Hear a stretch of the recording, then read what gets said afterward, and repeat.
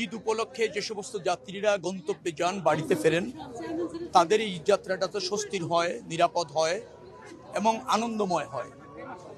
সেটা নিশ্চিত করবার জন্য আমাদের মন্ত্রণালয়ে বিভিন্ন পদক্ষেপ গত 15 দিন ধরে আমরা নিচ্ছি। সেই সিদ্ধান্তগুলি এখানে বাস্তবায়ন কতটুকু হয়েছে, মানুষ তার সুফল পাচ্ছে কিনা, এখানে ভাড়া ঠিক আছে কিনা, লঞ্চগুলি যে ছাড়বে সেখানকার পরিবেশ হ্যাজার্ড মুক্ত আছে কিনা, যন্ত্রণাদায়ক না এরকম স্বস্তির, সেটা বাস্তবিকভাবে কিভাবে হচ্ছে, কতটুকু হচ্ছে, কোন প্রক্রিয়ায় হচ্ছে, যেভাবে নির্দেশ দেওয়া হয়েছে, আশা করা হয়েছে সেভাবে হচ্ছে কিনা তাই দেখতে এসেছি। তো যতটুকু দেখলাম, বেশ কিছু জায়গা আমরা যেখানে যেখানে যাত্রী সেবা পেতে পারে এবং যাত্রী সেবা নিশ্চিতভাবে পাওয়া উচিত সেই সব জায়গাগুলি আমরা দেখেছি। আমরা মনে করছি যে সব কিছু ঠিক আছে, নির্দেশ অনুসারে সবই কাজ করছে। যাত্রীরা নিশ্চয়ই একটা স্বস্তিদায়ক ভ্রমণ এখান থেকে শুরু করতে পারবে। আমরা ইতিমধ্যে আপনি জানবেন যে ঈদযাত্রা উপলক্ষে 7 দিনের জন্য এই ইজারা চার্জও মওকুফ করে দেওয়া হয়েছে। এখানে যে সমস্ত যারা ওই ঘাটের ইজারা নিয়ে সার্ভিসটা দেন তাদেরকে আমরা মন্ত্রণালয় থেকে বলেছি যে তারা এই 7 দিনের জন্য তাদের যে ব্যয় আমরা বহন করব, কিন্তু কোনো যাত্রী কোনো পেমেন্ট করবে না 31 তারিখ পর্যন্ত আমরা নির্দেশ দিয়েছি। আসার সময় কোনো মালামাল নিয়ে আসার পর যাতে হয়রানি না হয় সে ব্যবস্থা আমরা নিয়েছি। কোনো হয়রানির ঘটনা ঘটলে যদি আমরা জানতে পারি, নিশ্চয়ই যারা এর সাথে যুক্ত হবে তারা শাস্তির যোগ্য অপরাধ হিসেবে গণ্য হবে এবং তারা শাস্তির আওতায় আসবে। এখনো পর্যন্ত যাদের সাথে বসেছি আমি মনে করছি তারা আমাদেরকে বুঝতে পারবে এবং আমাদের নির্দেশনা অনুসারে কাজ করতে সক্ষম হবে আমার মনে হচ্ছে। কারণ অল্প দিন, আমরা মনে হয় 20-25 দিনের মতো দায়িত্ব পালন করছি। আমি এখনো পর্যন্ত কাজ করবে না, স্বেচ্ছায় একটা অবস্ট্যাকেল ক্রিয়েট করবে, কাজ করতে জানে না, পারবে না, এরকম আমার কাছে এখনো পর্যন্ত মনে হয়নি। যদি তাদের বিরুদ্ধে কোনো অভিযোগ আসে, অভিযোগ হলে অবশ্যই তদন্ত করে দেখে যদি যুক্ত হলে শাস্তিমূলক ব্যবস্থা নেওয়া হবে।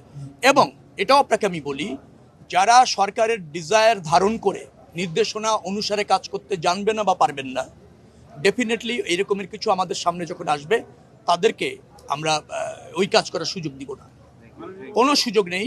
ফাংশন করতে হবে, রাষ্ট্রের কর্মকর্তা কর্মচারী তারা সেবক, জনগণের যেখানে অধিকার আছে, জনগণ যেটা ডিজার্ভ করে সেটা প্রতিষ্ঠিত করার দায়িত্ব সরকারের, এবং সরকারের অধীনে যে সমস্ত কর্মকর্তা কর্মচারী আছে অবশ্যই তাদের।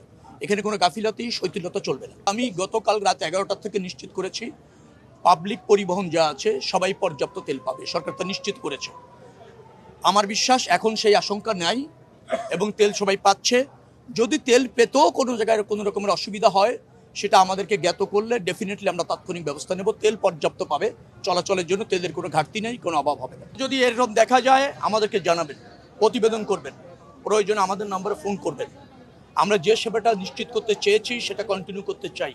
আমরা কিন্তু প্রশিক্ষিত, ওই যে নাবিক এক প্রশিক্ষণ একাডেমি থেকে আমরা ক্যাডেটদের নিয়ে আসছি।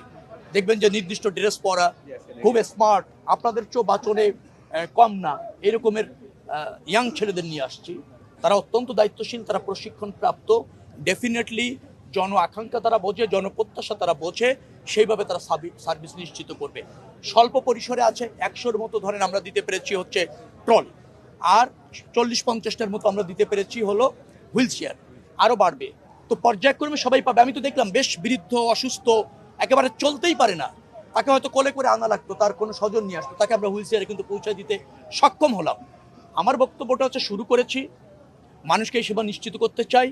আপনারা বিভিন্ন সাংবাদিক, আপনারা ন্যায্য সমালোচনা করুন, ভুল ত্রুটি শুধরে দেওয়ার জন্য আমাদেরকে জ্ঞাত করুন। আমরা সবাই মিলে একটা স্বস্তির যাত্রা, স্বস্তির ঘাট ব্যবস্থাপনা নিশ্চিত করতে চাই। আপনারা এ ব্যাপারে মনোযোগী থাকুন, আমাদেরকে শুধরে দিন, জ্ঞাত করুন, নিশ্চয়ই ব্যবস্থা হবে, ধাপে ধাপে হবে। পশ্চিমা সভ্যতাও একদিনে হয়নি। এই যে উন্নত মানের যে যাত্রা আমরা বিদেশে গেলে পাই সেটাও একদিনে হয়নি। আমরা এটা শুরু করতে চাই। আমার এই সরকারের সাথে থাকুন, সহযোগিতা করুন সবাই। আমি বিশ্বাস যাত্রীরা তার প্রত্যাশিত সেবা নিশ্চিতভাবে পাবেন।